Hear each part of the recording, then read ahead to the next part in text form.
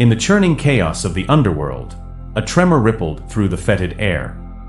Lucifer, enthroned on a mountain of obsidian, felt the disturbance like a gnat buzzing in his ear. He scoffed, a sound like wind whistling through a charnel house. Another mortal soul, no doubt. Lost, confused, soon to be mine. But this tremor resonated differently. It pulsed with a familiar power, a holy light that sent chills down even the devil's spine. He rose, his immense form casting a grotesque shadow across the desolate plains. This is different. High above, in the celestial realm bathed in golden light, Michael, the archangel, knelt before a radiant figure. Father, he boomed, his voice echoing through the Empyrean. The wards you placed upon hell are weakening. It seems the devil stirs. Jesus, his face etched with sorrow, nodded. Then it is time. The harrowing cannot wait any longer. The concept of Jesus venturing into hell was as old as creation itself, a whispered prophecy amongst angels. Now, with humanity succumbing more and more to Lucifer's temptations, the time had come. Stepping through a shimmering portal, Jesus found himself at the precipice of hell. The stench of brimstone assaulted his senses. Below, a landscape of fire and brimstone stretched as far as the eye could see, dotted with the tormented souls who had succumbed to sin. A chorus of moans and screams erupted as the denizens of hell sensed his arrival. Grotesque demons materialized, their forms a twisted mockery of creation. You dare enter my domain, Nazarene? Lucifer's voice boomed, filling the cavernous space. Jesus stood tall, his white robe stark against the infernal landscape. I come not to conquer, but to offer redemption. Lucifer threw back his head and laughed, a sound that sent shivers down the spines of even the damned. Redemption? Here. There is no redemption in hell, only torment. Jesus raised a hand, and a wave of light washed over the tormented souls. A gasp rippled through the crowd, a flicker of hope replacing the despair in their eyes. For a brief moment, the fires of hell seemed to dim. But the demons roared, charging at Jesus. He met them head-on, his movements filled with grace despite their ferocity. Each touch of his hand sent demons shrieking back into the shadows, seemingly purified by his presence. Lucifer watched, a flicker of fear in his obsidian eyes. Jesus wasn't here to conquer with brute force, but with compassion, a weapon Lucifer had never faced. He unleashed his ultimate weapon, a monstrous entity of shadow and flame known as Abaddon. The battle between Jesus and Abaddon shook the very foundations of hell. The ground trembled, fire rained from the skies, and the screams of the damned reached a fever pitch.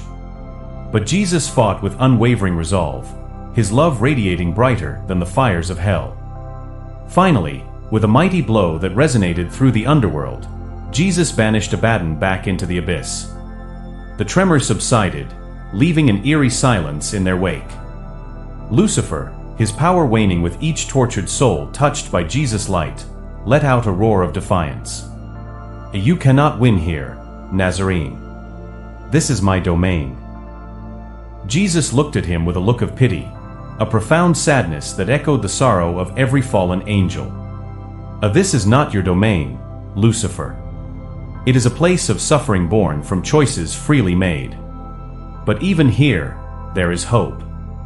Even the darkest heart can find redemption. He reached out, and a blinding light enveloped Lucifer. The devil screamed, a sound that spoke of ages of bitterness and regret. When the light subsided, Lucifer was gone.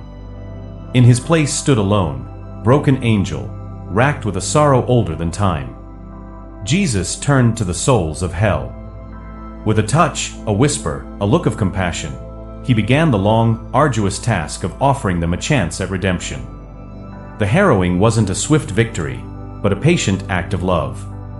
It was a testament to the power of hope, even in the darkest corners of creation. News of Jesus' journey spread like wildfire throughout the cosmos, a beacon for those lost and a stark warning to those tempted by darkness. It became a ward tale, whispered amongst angels and mortals alike, a reminder that even in the face of despair, the light of redemption could always be found. The tale resonated not just for its epic clash, but for the quiet moments of grace that followed. Stories emerged of hardened criminals, their hearts softened by Jesus' touch.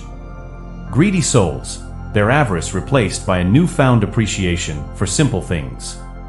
Even the most jaded demons, touched by the divine light, found a flicker of remorse flickering in their cold, dead hearts. The Harrowing wasn't just about saving souls, it was about igniting a spark within them, a spark that could grow into a flame of redemption, even in the most desolate of places. The impact on earth was profound. Faith surged, churches overflowed, and acts of kindness became commonplace. However, the whispers of doubt persisted. Some questioned the possibility of such widespread redemption in hell. Others worried that the devil, in his broken angelic form, might still pose a threat. These concerns reached Michael, who descended to earth, his presence a pillar of light amongst the mortals. He addressed the gathered throngs, his voice echoing with authority. The Harrowing is not an end, but a beginning, he declared. The wards that hold hell remain weakened. It is your continued faith, your acts of love and compassion, that will keep them strong. He spoke of the responsibility that now lay with humanity. They were to be vessels of the light Jesus had brought to the underworld.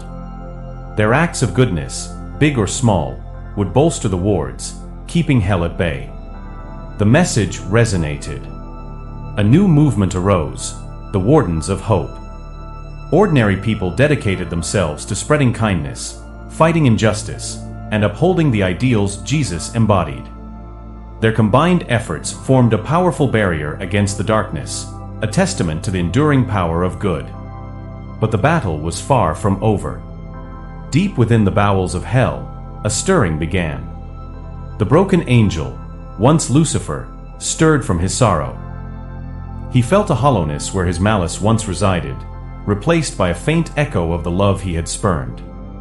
He didn't understand it, but the feeling terrified him. He wasn't sure if it was a flicker of his forgotten angelic nature or a subtle influence of Jesus' presence.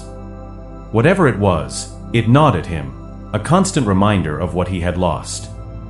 Driven by this disquiet, he began to explore the farthest reaches of hell, the forgotten corners where even the most hardened demons dared not tread. Here, he encountered the truly forsaken, those whose sins were so profound they had been cast out even from the torment of regular hell. These were the embodiment of despair, their forms twisted into grotesques of their former selves. They saw him, not with fear, but with a flicker of recognition. "You cast us out," one rasped, his voice a mere whisper. The broken angel recoiled, a surge of shame washing over him. He had condemned these souls, reveling in their suffering. Now, seeing their torment firsthand, a seed of doubt took root. Was this truly the purpose of his existence? As he delved deeper, he encountered whispers of a legend, a prophecy whispered amongst the most ancient of the damned. It spoke of a time when the fallen angel, burdened by regret, would seek redemption. A scoff escaped his lips. Redemption? For him? Yet, the seed of doubt grew. He began to question everything he believed about himself, about his purpose. Was there any way back from the darkness he had embraced? Could he ever hope to find the flicker of light Jesus had ignited within him? The story of the Harrowing of hell became a turning point. It wasn't just a tale of epic battles and grand redemption, but a story that resonated within the hearts of both mortals and celestials. It highlighted the power of hope, even in the face of despair, and the potential for redemption, even for the most fallen. The battle between light and darkness continued, but now it was fought not just on a grand scale, but within the hearts of each individual. The wards of hope stood as a testament to the enduring power of good, while the broken angel, deep within hell, wrestled with his own demons, a silent question hanging in the balance. Could even the devil find redemption?